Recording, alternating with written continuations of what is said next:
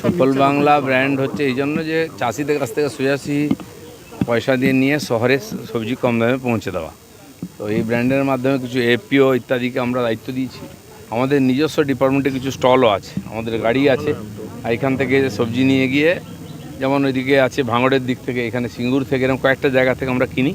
আর শহরে নিজস্ব স্টলে বিক্রি হয়, কিছু এপিওকে কন্ট্রাক্ট দেওয়া হয়েছে, তারাও এখান থেকে নিয়ে গিয়ে বিক্রি করে। এই যে সিঙ্গুরে কৃষক বাজার একটা হাব, এখানে সবজি কেনাকাটা হয়, চাষিরা নিয়ে আসেন। আমরা চেষ্টা করছি গাড়ি নিয়ে পুরো গ্রামে গিয়ে চাষিদের কাছ থেকে ডাইরেক্ট কেনা, যাতে ওদের খরচা ঝামেলা কম হয় আর টাটকা ফসল পাওয়া যায়, নাহলে মাঝখানে কিছু লোক ঢুকে পড়ে। তাই সুফল বাংলা এই যে প্রজেক্ট, একে পুরোপুরি নতুন করে ঢেলে সাজানো হবে, বিস্তারও করা হবে। অন্যান্য শহরে যেখানে শুরু হয়নি সেখানেও শুরু করা হবে, যাতে অনেক নতুন ছেলেপুলে ব্যবসা করার সুযোগ পায় আর চাষিরা ভালো পয়সা পায়। না, ফোড়েরাজ বন্ধ করবো আমরা আজকে, সেজন্য আমি দেখতে এসলাম।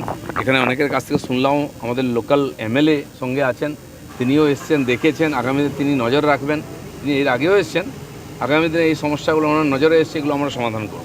কৃষকদের কাছে গাড়ি যাতে যায় তার চিন্তা ভাবনা। হ্যাঁ, গাড়ি তো আছেই, কিন্তু গাড়িটা এই অবধি আসে।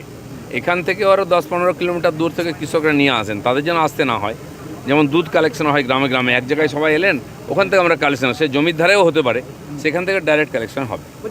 কিষাণ মান্ডি তৈরি করা হয়েছে, মানে এখনো আছে সেইগুলো চাষিরা ঠিকভাবে। অনেক কিষাণ মন্ডি, অনেক বাজার পড়ে আছে আমাদের, আমি হিসাব নিয়েছি।